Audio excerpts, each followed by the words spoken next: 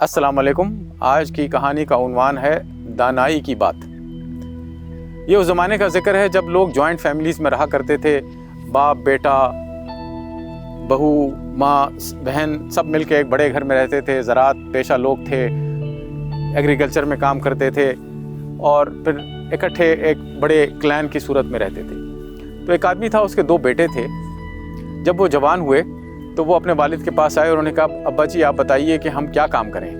اس آدمی نے اپنے بڑے بیٹے کو کہا کہ بیٹا تم کمہار بن جاؤ، اور دوسرے بیٹے کو کہا کہ تم زراعت پیشہ یعنی کہ کاشتکار بن جاؤ۔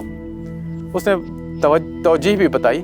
اس نے کہا کہ اگر تم کمہار بنو گے تو یہ ہوگا کہ تم مٹی سے برتن بناؤ گے، بہت سارے ظروف بناؤ گے، اور ان کو پھر گرمی کے موسم میں جب تم سوکھنے کے لیے رکھ دو گے تو وہ تپش سے پکے ہو جائیں گے اور تمہارا ایک روزگار کا ذریعہ نکل آئے گا، تم ان کو بیچ کے اپنی آمدنی جاری کر سکتے ہو۔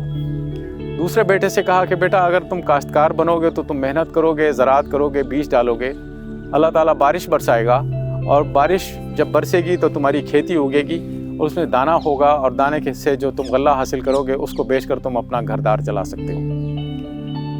اس آدمی کی بیوی یہ باتیں سن رہی تھی۔ اس نے کہا ہائے ہائے، یہ تم کیسا الٹا مشورہ اپنے بچوں کو دے رہے ہو۔ ایک کو کہہ رہے ہو کہ کمہار بن جاؤ، وہاں پر سورج نکلے گا اور اس کے برتن پکے ہوں گے، دوسرے کو کہہ رہے ہو کہ بارش ہوگی تو تمہاری کھیتی سب سرسبز و شاداب ہوگی، اس میں غلہ بنے گا۔ تم نے سوچا ہے کہ اگر بارش ہو گئی تو وہ کمہار کا کیا بنے گا، اور اگر بارش نہ ہوئی اور قحط پڑ گیا تو اس کا کاشتکار کا کیا بنے گا۔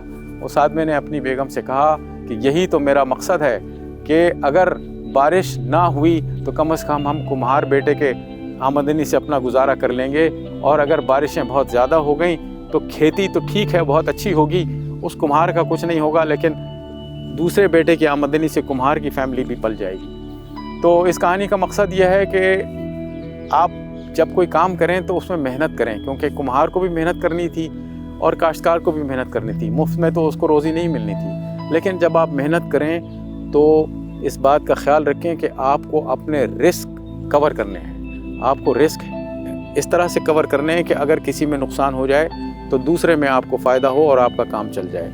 آج کل کی بزنس اور بینکنگ اصطلاح میں اس کو کہتے ہیں ہیجنگ یور رسکس۔ آپ اپنے رسکس کو اس طرح سے ہیج کریں کہ اگر کسی میں نقصان ہوتا ہے تو دوسرے فائدے سے آپ اس کو کور کر لیں۔